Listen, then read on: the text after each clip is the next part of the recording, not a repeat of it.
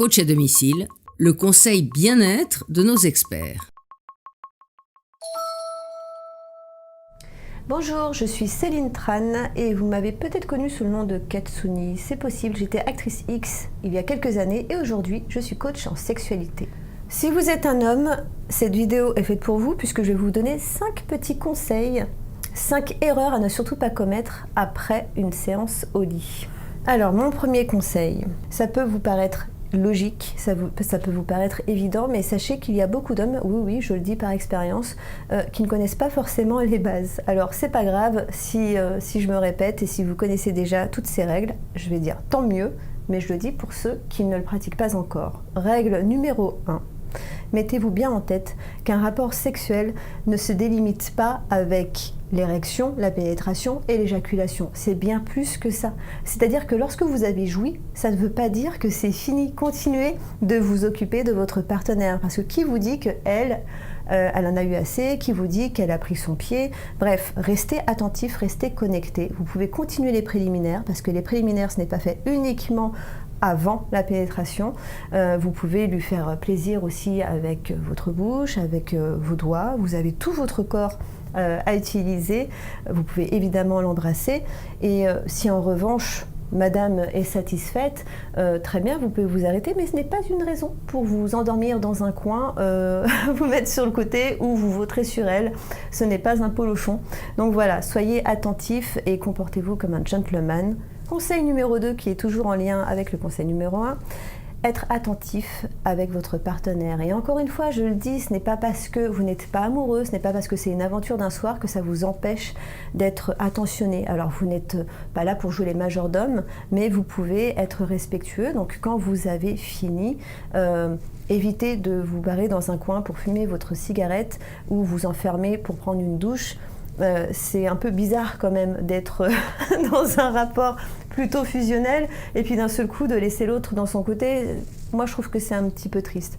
Après évidemment tout dépend de son attitude à elle et si c'est clair entre vous, tant mieux. Alors qu'est-ce que j'entends dire par attentionner? Eh bien, ce sont des gestes tout simples en fait finalement de politesse, de courtoisie, à savoir est-ce qu'elle a soif, est-ce qu'elle a besoin d'une serviette pour s'essuyer, voilà des choses, des petites attentions qui peuvent vraiment faire la différence. Troisième erreur à ne pas commettre, éviter de commenter. Alors attention, je précise que communiquer, c'est la base et c'est génial si vous pouvez dialoguer, justement, sans complexe, si vous pouvez vous guider et si vous pouvez demander à l'autre, pendant l'acte, de vous en dire plus sur ce qu'elle aime ou ce qu'il aime, parce que je ne parle pas uniquement des relations hétérosexuelles.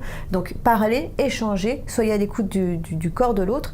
Mais s'il vous plaît, une fois que vous avez joui, ne rentrez pas dans les commentaires genre ah ouais, donc après la 3e position, franchement là j'étais mieux, ouais dis donc j'ai assuré aujourd'hui, parce que là vous allez passer pour un gros beauf, un but de cette personne ou pour quelqu'un qui n'a pas confiance en lui. Ne la comparez pas ou ne le comparez pas à vos anciennes expériences parce que c'est vraiment pas très classe. Vous n'avez pas non plus envie d'être comparé, vous n'êtes pas dans une performance en fait, vous ne venez pas de faire un exercice sportif.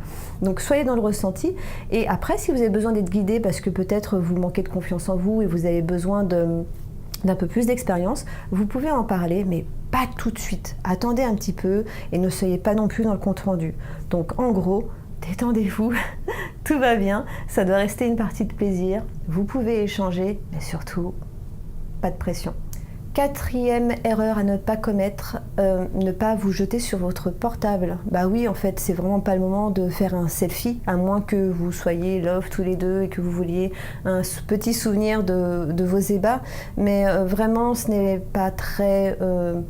c'est pas très poli, c'est pas très classe de se jeter sur son portable, que ce soit pour faire une photo ou que ce soit pour checker vos notifications, vos mails, vos coups de fil, appeler votre boss, appeler votre mère, appeler votre pote pour lui dire que ce que vous venez de faire, non, gardez ça pour l'après. Vraiment, mon conseil, c'est le temps où vous êtes avec votre partenaire, que vous soyez amoureux ou non, ça ne change rien, soyez présent à 100%, parce que c'est ça vraiment qui... met de la qualité dans votre relation et puis c'est ça aussi qui va lui donner envie de refaire une seconde, une 2e, une 3e, une 4e fois. Le dernier conseil, mon Dieu, une erreur vraiment hyper typique que les hommes ont tendance à faire aussi quand ils se sentent un peu trop à l'aise et un peu trop complices avec leur conjointe, à savoir aller aux toilettes sans refermer la porte. Eh bien, cela pourra en choquer quelques-uns, mais je vous assure que ça se pratique encore. Et il ne s'agit pas de jouer les saintes nitouches ou d'être trop pudique. C'est pas ça, c'est juste qu'il y a un temps pour tout en fait. Et si vous voulez que votre corps, que votre personnalité reste quelque chose d'érotique et de désirable auprès de votre partenaire, je vous conseille de faire la part des choses. Et il y a un moment pour se dénuder et pour susciter le désir, et puis il y a un moment pour avoir son intimité à soi, s'isoler. Et dans ces cas-là, on évite de partager ce type de moment avec sa conjointe ou sa partenaire. Donc soyez discret, allez dans les toilettes, refermez la porte et restez un petit peu délicat s'il vous plaît. Voilà, j'espère que ces 5 conseils vous seront un petit peu utiles ou vous auront au moins fait un petit peu sourire. Évidemment, tout ça est très résumé et très superficiel. Si vous avez besoin de conseils beaucoup plus élaborés et surtout de plus spécifiques et plus adaptés à vos questions, n'hésitez pas à me contacter sur mon blog mavideninja.com et là, je suis tout à vous. À bientôt. À bientôt sur le HuffPost.